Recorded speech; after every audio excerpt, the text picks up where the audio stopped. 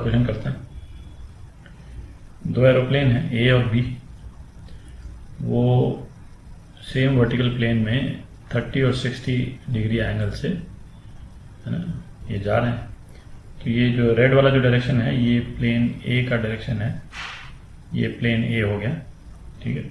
ये 30 डिग्री बना रहा है हॉरिजॉन्टल से, और ये ग्रीन वाला जो है वो ये प्लेन बी का डायरेक्शन है, और ये जो है वो 60 डिग्री बना रहा है हॉरिजॉन्टल से, ठीक है। अच्छा, प्लेन ए की स्पीड दे रखी है, मैग्नीट्यूड दे रखा है, प्लेन ए की वेलोसिटी का मैग्नीट्यूड दे रखा है, ठीक है। अच्छा, शुरू में इन दोनों के बीच में डिस्टेंस जो है 500 मीटर है, ठीक। अच्छा, प्लेन ए में जो ऑब्जर्वर है वो प्लेन बी को एक पर्टिकुलर डायरेक्शन में आता हुआ देख रहा है, ठीक है। तो इसको देखेंगे अभी थोड़ा एनालाइज करने के बाद में। फिर बोलता है कि कितने टाइम के बाद में प्लेन ए जो है वो प्लेन बी के जस्ट बगल से निकल जाएगा, या एस्केप्स बीइंग हिट बेसिकली बोल रहा है, मतलब दोनों बिल्कुल पास पास आ जाएंगे, ठीक है। तो पहले तो प्लेन ए की वेलोसिटी को आई और जे कंपोनेंट में लिख लेते हैं, ठीक है।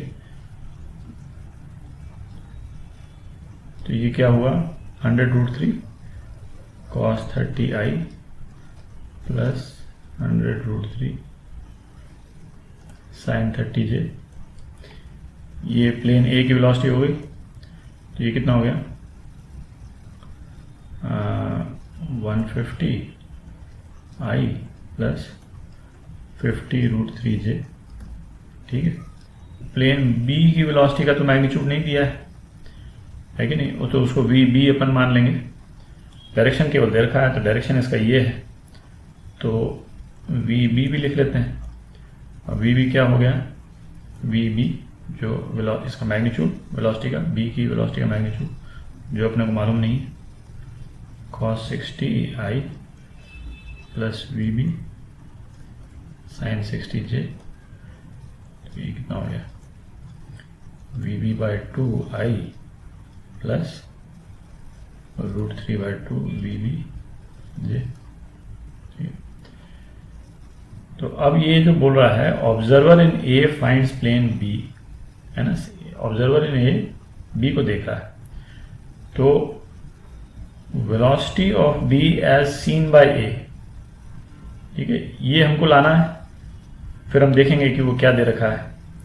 तो velocity of B as seen by A क्या होता था, velocity of B minus velocity of A, और ये दोनों ग्राउंड के रिस्पेक्ट में है, और ये दोनों भी ग्राउंड के रिस्पेक्ट में ही हमने लिखे हैं, ठीक है। तो velocity of B as seen by A कितना हो गया, ये हो गया we B by 2 minus 150i plus √3/2 we B minus 50√3j, ठीक है। ये है velocity of B as seen by A. अच्छा, जब velocity of B as seen by A जब अपन निकाला करते थे, तो उसका जो इक्विवेलेंट जो होता था, तो इक्विवेलेंट क्या होता था कि ए जो है वो एट रेस्ट हो जाता था, ठीक है। तो इसका यदि इक्विवेलेंट हम करेंगे तो ए तो रेस्ट पे हो गया, ए रेस्ट पे हो गया, और बी को वो देख रहा है। अच्छा, बी इसमें बोल रहा है ए को बी दिखता है perpendicular to the line of motion of A, ठीक है। अब ए तो रेस्ट पे है, तो ए रेस्ट पे है, तो perpendicular to the line of motion of A का मतलब क्या निकला, इसको लगेगा कि बी जो है वो डायरेक्टली इसकी तरफ आ रहा है, ठीक है। हमने velocity of B as seen by A हमने निकाला है, ठीक है। तो इसमें जब हम एनालिसिस करते थे, है ना, और इक्विवेलेंट केस उसका बनाते थे, तो ए तो स्टेशनरी हो गया, इन इफेक्ट स्टेशनरी हो गया, ठीक है। तो इसका मतलब ये हो गया कि इसको बी जो है वो सीधा, तो ये तो मूव नहीं कर रहा, तो there is no line of motion for a move नहीं कर रहा है, तो इसका कोई लाइन ऑफ मोशन नहीं है, ये लाइन ऑफ मोशन जो है इसका नहीं है। तो इसका मतलब यही हो गया कि बी जो है वो सीधा इसी की तरफ आ रहा है, ये इसको नजर आएगा, और इसके तरफ आ रहा है तभी ये सेकंड पार्ट जो इसमें हम लिख रहे हैं कि escapes being hit by b, वो केस आएगा बेसिकली, मतलब ए और बी बिल्कुल पास आ जाएंगे, है ना, बगल बगल आ जाएंगे, तो उस पीरियड का हमको टाइम पता करना है।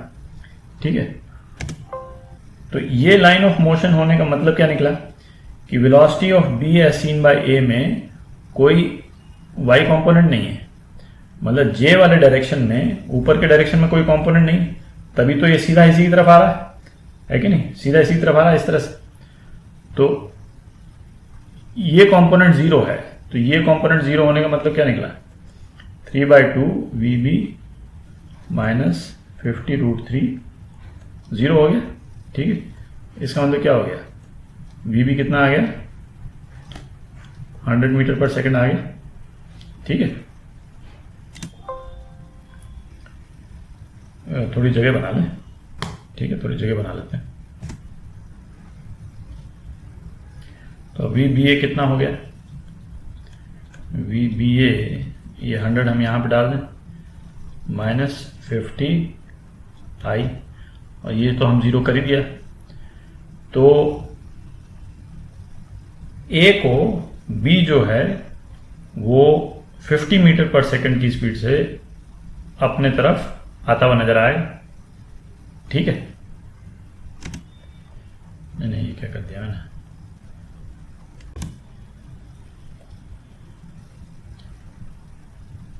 तो ये हमने लिख लिया इसको दोबारा।